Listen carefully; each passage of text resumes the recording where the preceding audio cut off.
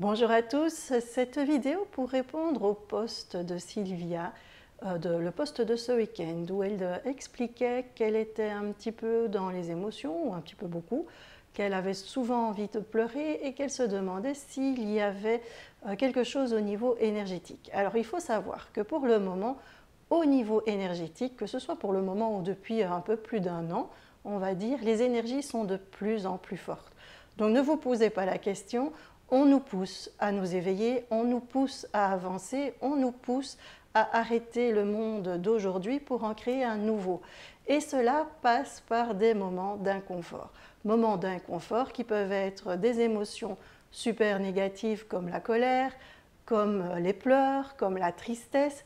Et en fait, cela nous permet d'évacuer certaines émotions qui sont retenues tout au fond de nous, ou si on a envie d'aller plus loin, de se rendre compte des faiblesses que nous avons et sur lesquelles nous pouvons travailler. Donc à toute émotion négative, il y a quelque chose à faire, quelque chose à travailler pour aller de l'avant. Les personnes qui sont déjà bien avancées sur leur chemin d'éveil, elles sont plutôt dans l'impression qu'il faut agir très vite.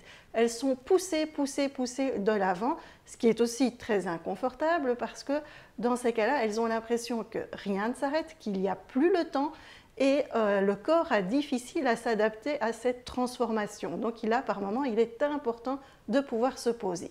Quel que soit ce que vous vivez, que ce soit la tristesse, la colère ou alors le sentiment qu'il faut agir vite, c'est le moment en fait de se poser.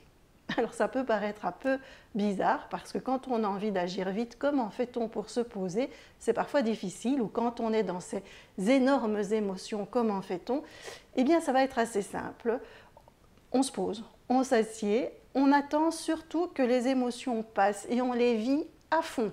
Donc on n'est pas dans la résistance, surtout ne résistez pas. Si vous avez envie de pleurer, pleurez. Si vous êtes en colère, sortez cette colère, sortez-la, faites tout ce qu'il y a pour que cette émotion soit entendue et qu'elle puisse sortir de la manière la plus simple, en la vivant, tout simplement.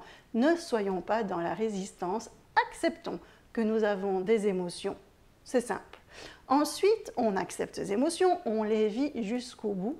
Et puis moi, je fais un truc qui est super génial et qui est d'une facilité déconcertante et qui fait un bien fou, c'est que je vais m'enraciner, je me connecte bien sûr à ma source et comme à chaque fois, j'appelle le cercle de lumière des guides qui m'accompagnent, le cercle de lumière des guérisseurs et je me protège. Ça, c'est important, vous le savez, sans ça, on ne fait pas de l'énergétique. Et ensuite, ce que je fais, c'est que je ferme les yeux et j'inspire les ions négatifs.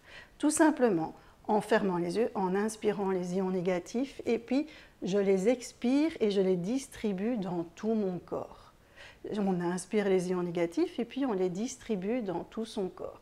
Les ions négatifs sont des ions qui sont très bons pour notre santé. Et en fait, mes guides me disent que ces ions nous aident beaucoup à nous enraciner.